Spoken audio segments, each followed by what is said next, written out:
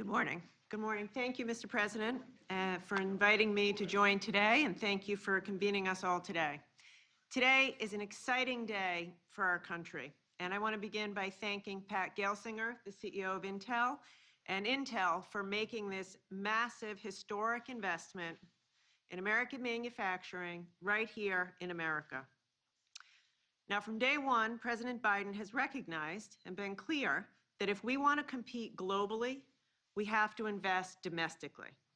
And he's prioritized the revitalization of our manufacturing economy and given those of us on his team a crystal clear mission to get those jobs back from overseas to America. And thanks to the President's leadership, our economy added almost 6.5 million jobs last year, the most in any year in U.S. history, and our unemployment rate dropped nearly 70%. Make no mistake about it, by any measure, the United States economy is strong.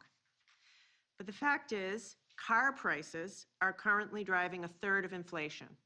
Why? Because we don't have enough chips. Last year, automakers made nearly 8 million fewer cars than they could have because of the semiconductor chip shortage. Electric vehicles, for which the President has set an ambitious goal, 50% of new car sales by the end of the decade, require 2,000 chips. Each EV requires 2,000 chips, more than twice as many as a traditional vehicle. So that's why today's announcement from Intel is so exciting. Semiconductors produced right here in America will allow us to shore up our supply chains, bring down cost, keep manufacturing facilities up and running, and create American jobs. But if we really want to end the chip shortage and ensure our global competitiveness, there's more to do.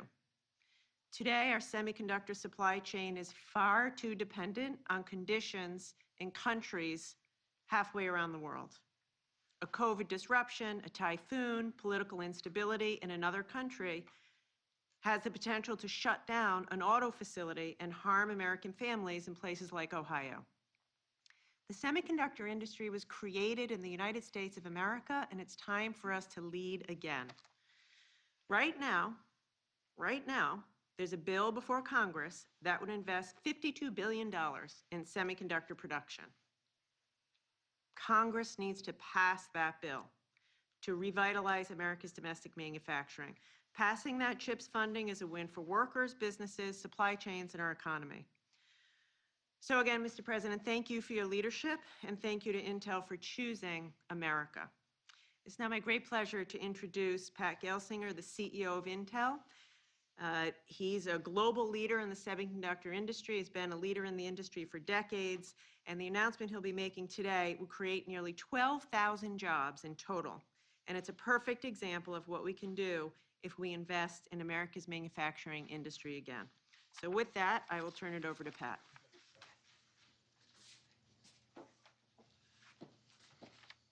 Thank you, Secretary Raimondo. Thank you, President. Thank you for my best Ohio friends and the senators. And we look forward to being welcomed into Ohio. I am thrilled to be at the White House today. Such an exciting occasion, historic day for Intel and the global semiconductor industry. And for a farm boy from Pennsylvania, I thought I'd never be here. Today, Intel is announcing plans for an initial investment of more than $20 billion to build 2 new leading-edge fabs in Ohio. I would be remiss not to thank Governor DeWine and his team in Ohio for their fantastic partnership, and I look forward to commemorating this special day together at our event in Licking County, Ohio, later today. This will be our first new manufacturing site in 40 years. And spanning nearly 1,000 acres will be a mega fab location that can accommodate a total of 8 chip factories, or fabs as we call them. What we're announcing today is the first 2, but we hope to build out that full campus. This initial investment is $20 billion, the single largest private sector investment in Ohio history, and we plan to continue to grow this presence. At full build-out, this site could grow to as much as $100 billion of total investment over the decade. This impact of a mega site like this is simply profound. A semiconductor factory is not like other factories. It's more like a small city supporting a vibrant community of services, suppliers, and ancillary businesses. You can think about this as a magnet for the entire tech industry. And all of this is creating new jobs. And we plan to invest an additional $100 million over the next decade to help develop and attract a pipeline of skilled talent and bolster research programs throughout the region. Intel's investments will help meet the unprecedented demand for advanced semiconductors, or chips as they are called. As every consumer in America now knows, we've seen disruptions in our supply chain globally. Many products are in back order, and Christmas trees were not nearly as full this year simply because the industry does not have enough chips. Our lives depend on them. And ponder for a moment, what portion of your life is not becoming more digital? Our dependence, the criticality of semiconductors, the brains that are powering critical industries, education, business, medicine, work from home, learn from home, care from home, infrastructure, national security. All of these depend on chips. But as Secretary Raimondo said, most semiconductors today are sourced overseas. As a country, we cannot rely solely on imports for such essential technology. And the only way to address this economic and security risk is to increase our domestic semiconductor manufacturing capacity. That's why last year I announced a historic investment to expand our operations in Arizona and Mexico.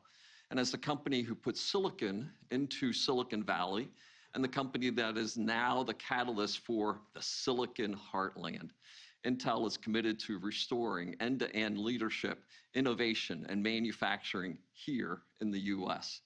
We are doing our part, but we can't do it alone. The federal government has shown strong bipartisan support for growing this strategic industry. And I'd like to thank President Biden, Secretary Raimondo, and everybody involved in supporting the semiconductor industry. And I would also like to thank Senator Schumer, Cornyn, and Representatives Matsui and McCall for sponsoring the CHIPS for America Act. But as Secretary Raimondo said, now Congress needs to finish the job. Our announcement today is motivated by the CHIPS Act. We're putting our chips on the table, as I like to say. We are getting started, but this project will be bigger and faster with the CHIPS Act. The CHIPS Act will help address the long-term impacts of the semiconductor shortage, global supply chain challenges, and associated rising costs faced by American families today. It will also ensure America maintains its leadership role in semiconductor manufacturing and R&D. We welcome the opportunity to work with President Biden, federal and state governments, to transform the turmoil of this time into a recovery that creates world-changing technology to improve the life of every person on the planet. I thank you, and it's now my honor, my pleasure, and something a farm kid from Pennsylvania would have never imagined, that I get to introduce the President of the United States. Mr. President. Thank you.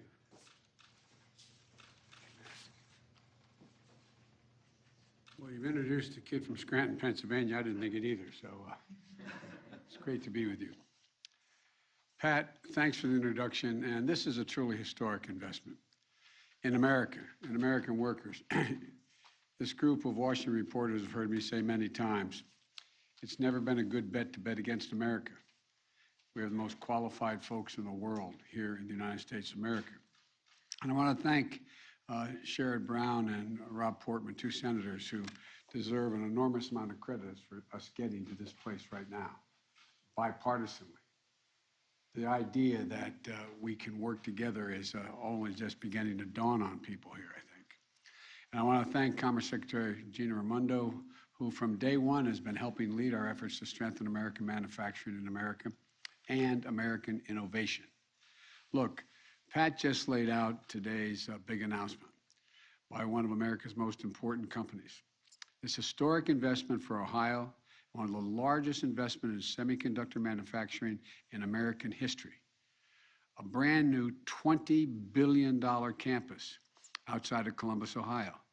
7,000 construction jobs, 3,000 full-time jobs. And I was kidding Pat earlier. I said, I may need a job. And I said, well, it's not bad. You start over 100,000 bucks on the line, but I got to get some training. But look, at the singular, look, to be able to say, made in Ohio, made in America, is what we used to always be able to say 25, 30 years ago. That's what this is about. But folks at home might be wondering, why it's such a big deal for manufacturing something so small, the size of a postage stamp? Why is that so important? Well, semiconductors are small computer chips that power virtually everything in our lives.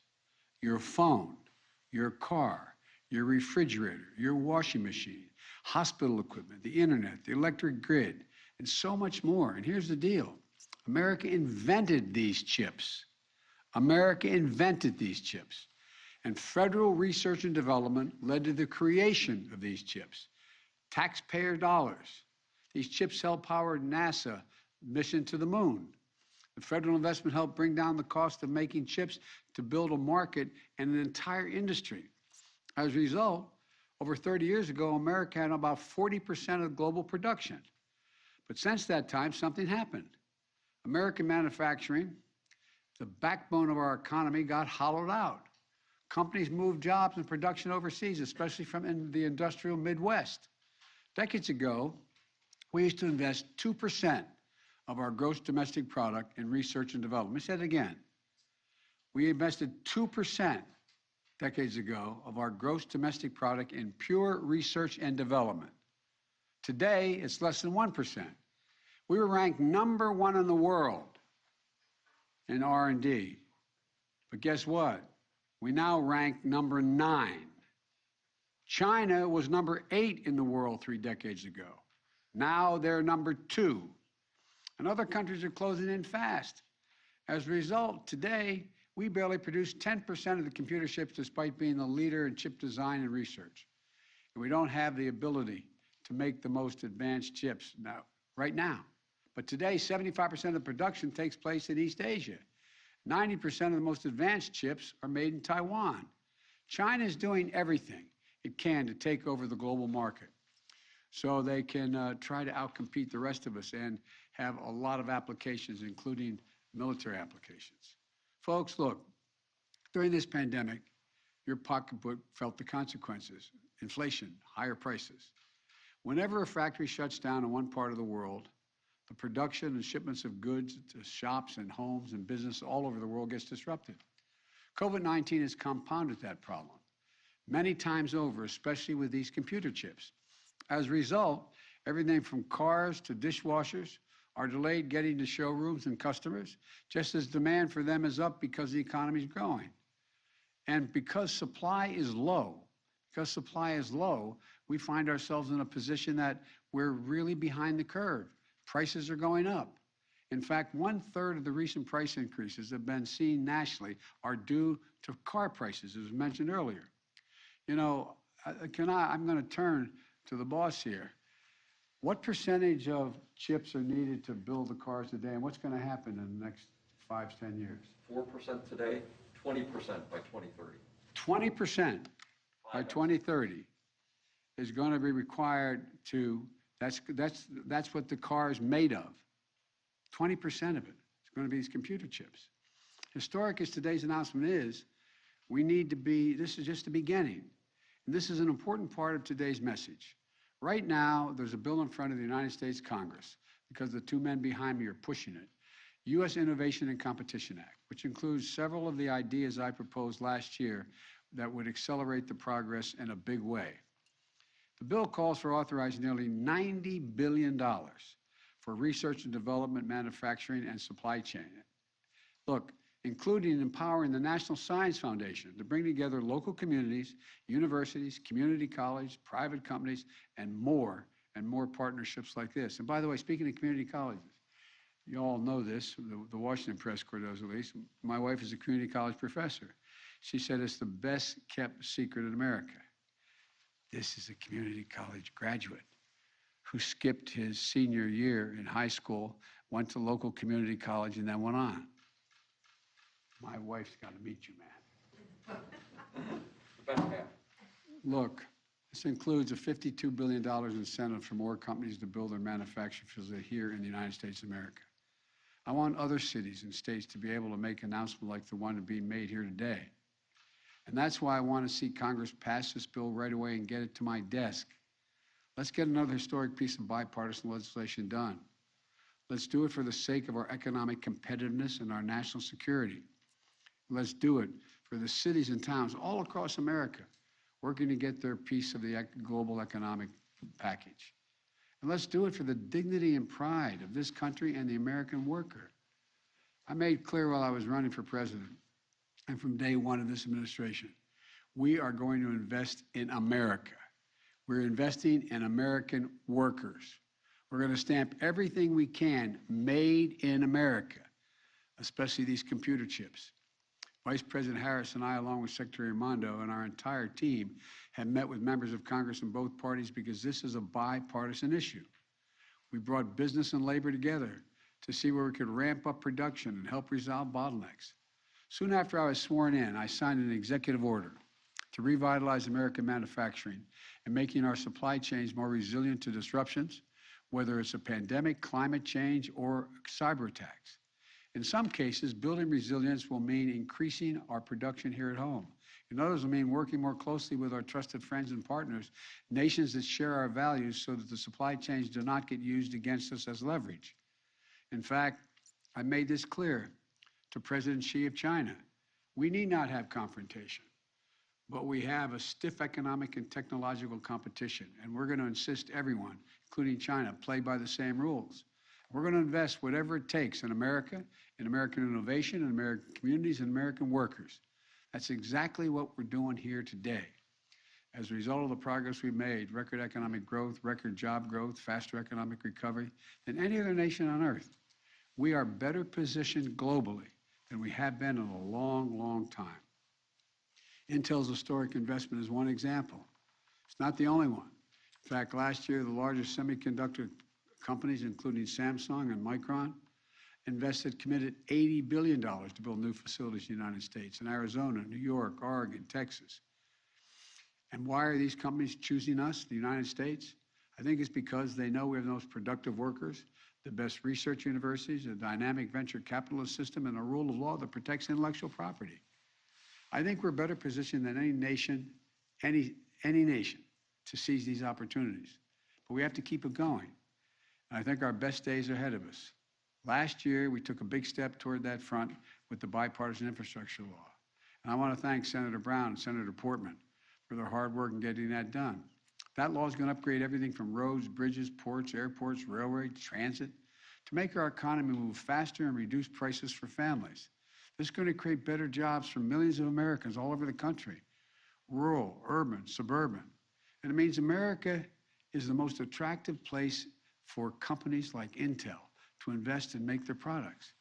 Because of the law, this year, for the first time in 2 decades, our infrastructure investment will grow faster than China's, for the first time in decades.